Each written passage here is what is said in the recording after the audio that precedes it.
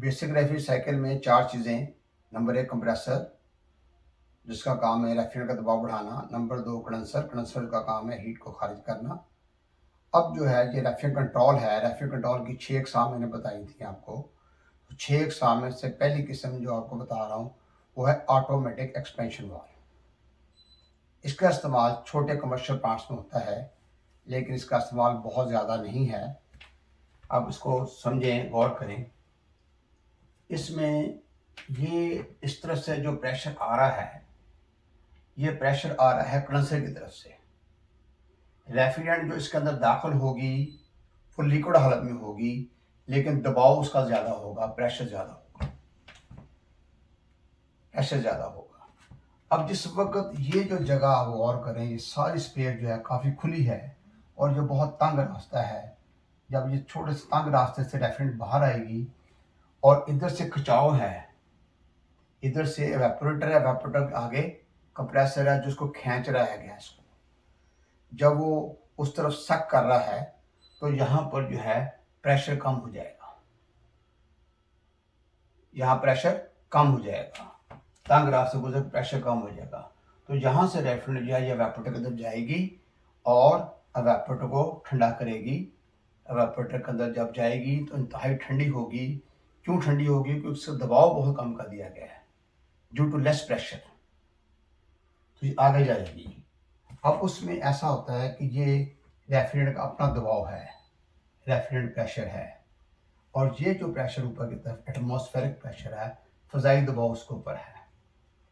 तो ये आपको पता है कि फ़ज़ाई दबाव मैं आपको पहले बता चुका हूँ। ये जो है ओजोन जो है हमारा, ओजोन तक जो है वहाँ से लेकर नीचे तक जो है सतह समुद्र तक जो है ये फ़ज़ाई दबाव जो है 14.7 पाउंड फी मुरब्बा इंच है। लेकिन जैसे ही आप बुलंद मुकामा की तरफ जाते हैं तो दबाव कम हो जाता है, नशेबी इलाकों की तरफ जाते हैं दबाव बढ़ जाता है। तो ये जो ऑटोमेटिक एक्सपेंशन वाल्व जो है इसने काम करना था फ़ज़ाई दबाव के ऊपर। तो फ़ज़ाई दबाव जो है इसके अंदर फ़ज़ाई दबाव मौजूद है,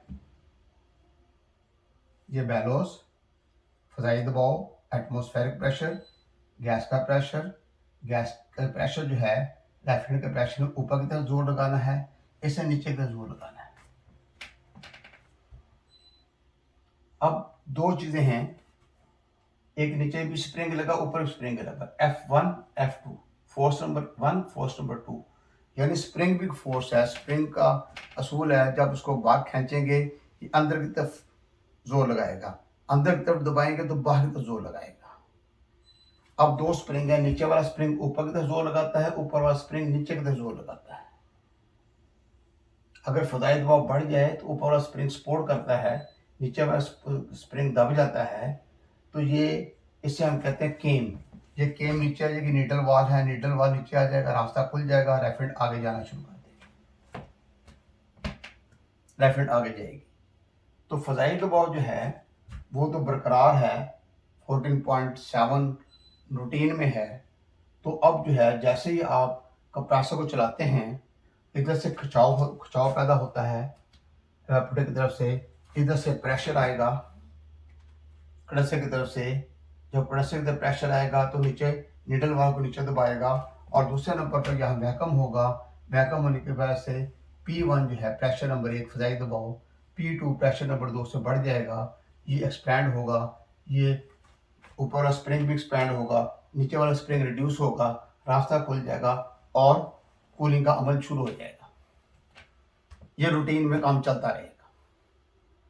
जैसे ही आप कंप्रेसर की मोटर को बंद करते हैं तो साथ ही कंप्रेसर बंद होगा। जैसे ही कंप्रेसर बंद होगा यहाँ से जो सक्शन का अमल जो है और जो सक करने वाला अमल जो है वो स्टॉप हो जाएगा। यहाँ दबाव डालने वाला भी कम हो जाएगा, जिसकी वजह से क्या होगा कि P2 जो है प्रेशर नंबर 2 जो है प्रेशर नंबर 1 से बढ़ जाएगा। जैसे ही बढ़ेगा नीचे वाला स्प्रिंग जो है वो एक्सपैंड होगा, ऊपर वाला स्प्रिंग रिड्यूस होगा, ये बेलो जो है ये सिकुड़ जाएंगे, नीडल केम ऊपर जाएगी, नीडल वाल ऊपर जाएगा, रास्ता बंद हो जाएगा। यानी जब आप कंप्रेसर को बंद करेंगे ये ऑटोमेटिकली बंद हो जाएगा। जिस वक्त आपने कंप्रेसर को चलाना है तो ये फिर खुल जाएगा। इसलिए इसको ऑटोमेटिक एक्सपेंशन वाल्व कहते हैं कि जैसे ही आपने कंप्रेसर को बंद करना है, थोड़ी देर के बाद ही इसने बंद हो जाना है, रास्ते को रोक देना है। जैसे ही कंप्रेसर चलेगा फिर रास्ता खुल जाएगा। इस तरीके से ये सिलसिला चलेगा। तो ये स्प्रिंग जो है, ये सपोर्ट के ऊपर स्प्रिंग जो है नीचे से दबाव डालेगा, नीचे वाला ऊपर दबाव डालेगा। यहाँ एक एडजस्टिंग स्क्रू लगा हुआ है। एडजस्टिंग स्क्रू का क्या काम है?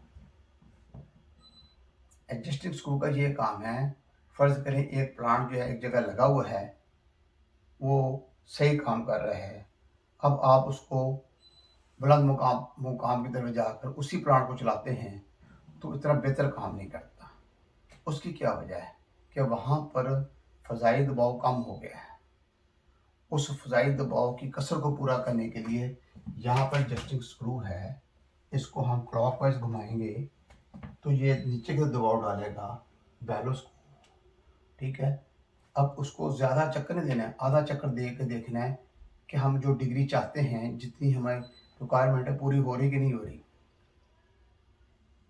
अब फर्ज करें हम वहाँ पर डिग्री चाहते हैं -20 फ़ारेनहाइट, अब डिग्री आ रही है वहाँ पर -10, चाहिए हमें -20। हम ऐसे करेंगे, उस स्क्रू को आधा चक्कर दाएं तरफ घुमा के देखेंगे, फिर देखेंगे कि पहले -10 था तक पहुंचा है, अब माइनस जो है वो 15 तक पहुंच गया है, 20 तक नहीं पहुंच रहा। इसका मतलब आधा चक्कर उसका और देना है।